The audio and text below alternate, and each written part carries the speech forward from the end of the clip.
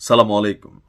যারা বাংলাদেশ জামাত ইসলামের নেতাকর্মী আছেন, আপনাদের জন্য ভিডিওটা খুবই গুরুত্বপূর্ণ, কারণ আমি মনে করি যে এই বিষয়টা নিয়ে আসলে একটু কথা বলা দরকার। তবে আমি আমার অবস্থান সবসময় স্পষ্ট করি যে আমি কোনো দলকে, কোনো ব্যক্তিকে প্রাধান্য দিয়ে ভিডিও বানাই না। তবে যেহেতু দীর্ঘদিন নিউজ করি, অ্যানালাইসিস করি, ক্ষুদ্র মস্তিষ্ক থেকে বিশ্লেষণ করি, তো প্রত্যেকটা রাজনৈতিক ক্যারেক্টার সম্পর্কে ন্যূনতম একটা আইডিয়া আছে।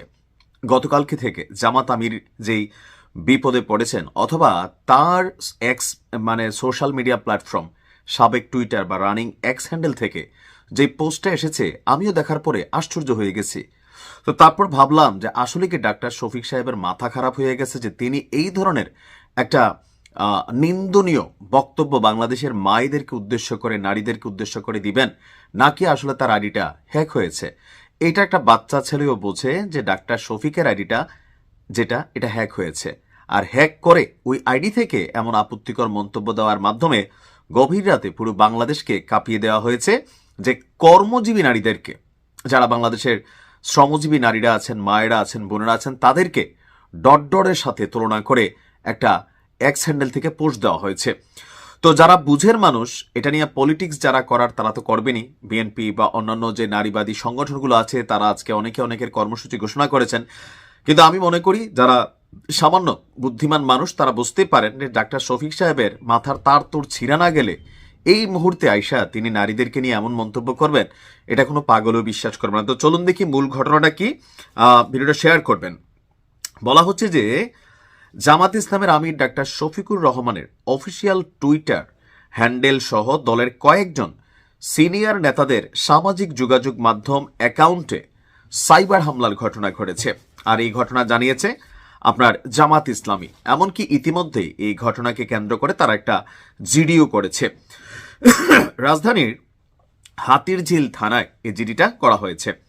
দলের কেন্দ্রীয় ক্যাম্পেইন টিম নিশ্চিত করেছে যে অত্যন্ত সমন্বিত পদ্ধতি ব্যবহার করে হামলাকারীরা সাময়িকভাবে জামাত আমিরের এক্স অ্যাকাউন্টের নিয়ন্ত্রণ নিয়ে নেয়। তবে দ্রুত পদক্ষেপে এবং বিদ্যমান নিরাপত্তা ব্যবস্থার মাধ্যমে সাইবার টিম অল্প সময়ের মধ্যেই ওনার আইডিকে নিয়ন্ত্রণে পেতে সক্ষম হয়। ফলে অন্যান্য অ্যাকাউন্ট এবং প্ল্যাটফর্মের নিরাপত্তা নিশ্চিত করা সম্ভব হয়েছে।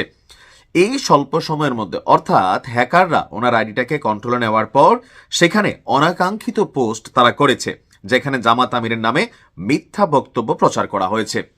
সম্পূর্ণ মিথ্যা, বিভ্রান্তিকর তথ্য ছড়ানোর নিন্দা এবং প্রতিবাদ জানিয়েছে দলটির জামাতের সহকারী সেক্রেটারি সহ এখানে অনেকেই।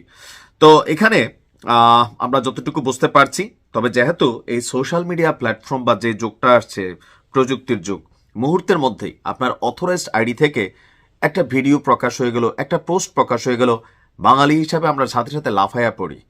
আসলে একটু তো বোঝা উচিত যে ধরেন আমার এই দীর্ঘদিন যাবৎ ফেসবুকে দেখছেন, এখন একদিন আমার অ্যাকাউন্ট থেকে হঠাৎ করে একজনকে, বা আমি আমার এই গত 5 থেকে 6 বছরের ক্ষুদ্র রাজনৈতিক বিশ্লেষক জীবনে কোনো দলকে বা কোনো প্রধান ব্যক্তিকে অশ্রদ্ধা করে বা ছোট করে কটু করে কোনো কথা বলি না, রাষ্ট্রবিরোধী, ধর্মবিরোধী বা এই ধরনের কোনো মন্তব্য কিন্তু আমি কখনো করি না।